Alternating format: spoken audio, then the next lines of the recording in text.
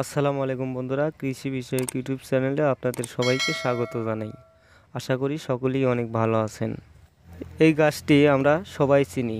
এটি হচ্ছে অ্যালোভেরা, বাংলায় বলা হয় ঘৃতকুমারী। এই অ্যালোভেরা মানুষের স্বাস্থ্যের জন্য তো খুবই উপকারী বটেই, তবে গাছের জন্য খুবই উপকারী। অ্যালোভেরা দিয়ে জৈব কীটনাশক তৈরি করে শাক সবজি ফল মূল গাছে কীটনাশক হিসেবে ব্যবহার করে পোকামাকড় মুক্ত রাখতে পারবেন। এছাড়াও অ্যালোভেরা থেকে জৈব সার তৈরি করে গাছে প্রয়োগ করা যায়। তো বন্ধুরা, আজকে দেখাবো অ্যালোভেরা দিয়ে কীটনাশক তৈরি করে আপনারা আপনাদের সমস্ত রকমের ফল ফুল শাক সবজি গাছগুলোকে বিভিন্ন ধরনের পোকামাকড়ের হাত থেকে মুক্ত রাখবেন এবং গাছগুলোকে সুস্থ রাখবেন। তাহলে চলুন ভিডিওটি শুরু করি। তো বন্ধুরা, এখন এখান থেকে অ্যালোভেরার 2টি পাল্প সংগ্রহ করব।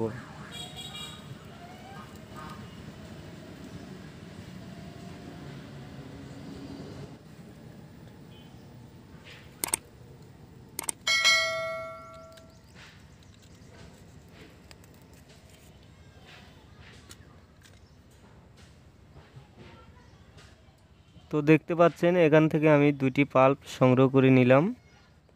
তো আপনারা সবসময় চেষ্টা করবেন এরকম মোটা এবং বড় দেখে পাল্পগুলো নেওয়ার। তো বন্ধুরা, একটা কথা বলে রাখা ভালো, এই পাল্পগুলো কাটলে দেখবেন এরকম হলুদ লিকুইড বেরিয়ে আসে। তো এগুলোকে বলা হয় লেক্সিটিভ।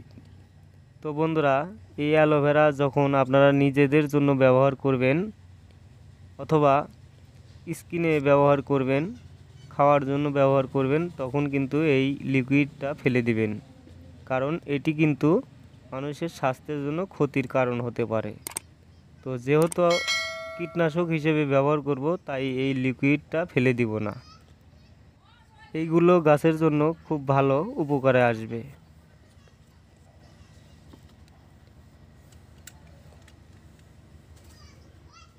তো বন্ধুরা, এই অ্যালোভেরাগুলো এখন এইভাবে টুকরো টুকরো করে কাটতে হবে। আপনারা যতটা পারবেন একদম ছোট ছোট করে কেটে নেবেন। তো আমি একদম ছোট ছোট করে কেটে নিচ্ছি।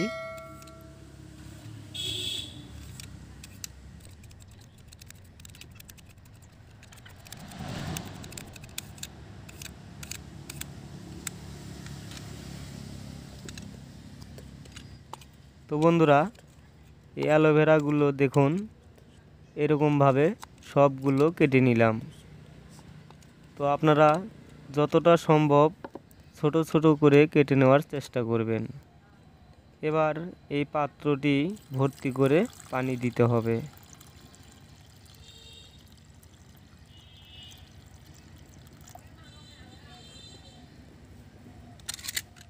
পানি দেওয়ার পর এইভাবে ভালোভাবে কিছুক্ষণ নাড়াচাড়া করুন।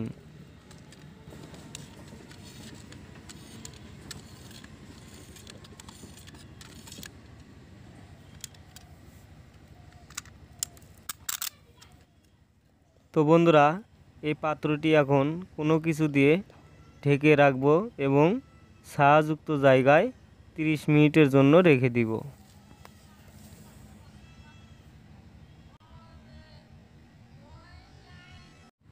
তো বন্ধুরা, ফিরে আসলাম 30 মিনিট পর।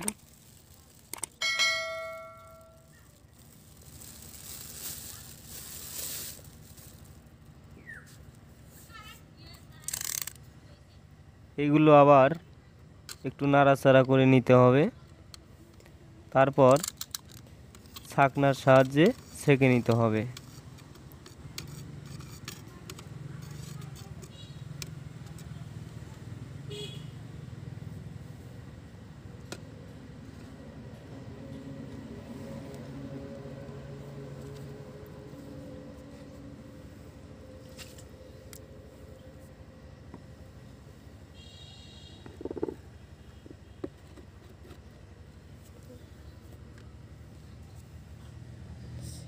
তো এখন এগুলো আমি ছেঁকে নিচ্ছি। তো দেখতে পাচ্ছেন এই অ্যালোভেরা থেকে জেলগুলো বেরিয়ে এসে এই পানিগুলো কিন্তু মোটা হয়ে গেছে।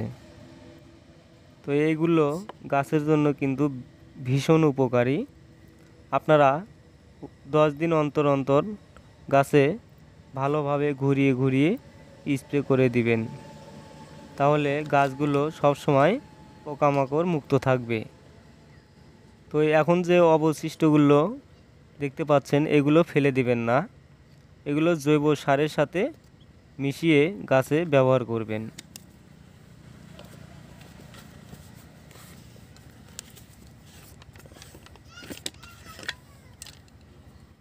এবার এইগুলো স্প্রে মেশিনে তুলে গাছগুলোতে খুব ভালোভাবে স্প্রে করব।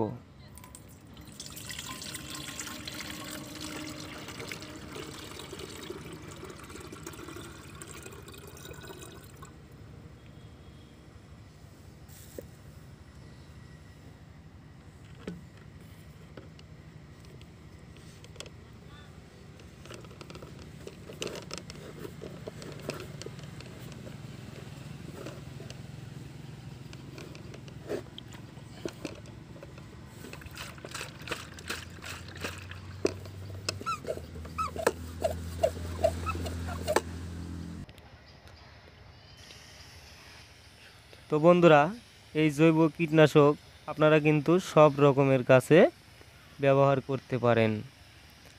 তো ব্যবহার করার সময় এরকম ঘুরিয়ে ঘুরিয়ে সম্পূর্ণ গাছটি ভিজিয়ে দিবেন এবং মাসে অন্তত 2 বার এরকম করে জৈব কীটনাশক তৈরি করে গাছে ব্যবহার করবেন।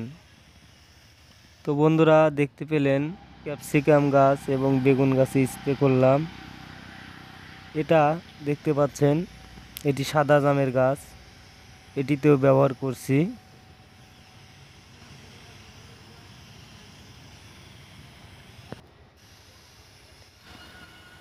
এটি হচ্ছে গোলাপ জামের গাছ, এটিতেও ব্যবহার করছি। তো আপনারা আপনাদের ছাদ বাগান অথবা বাড়ির আঙিনায় যত রকমের ফল ফুলের গাছ থাকুক সেগুলোতে আপনারা নিশ্চিন্তে এই কীটনাশকটি ব্যবহার করতে পারবেন। বন্ধুরা, আজ এই পর্যন্তই। ভিডিওটি ভালো লাগলে একটি লাইক করবেন, আর আপনি এই চ্যানেলে নতুন দর্শক হলে চ্যানেলটি সাবস্ক্রাইব করবেন এবং পাশে থাকা বেল আইকনটি অন করে দিবেন, যাতে নিত্য নতুন কৃষি বিষয়ক ভিডিও আপনার কাছে আগে পৌঁছায়। সবাই অনেক অনেক ভালো থাকবেন, সুস্থ থাকবেন। সবাইকে অসংখ্য ধন্যবাদ ভিডিওটি শেষ পর্যন্ত দেখার জন্য।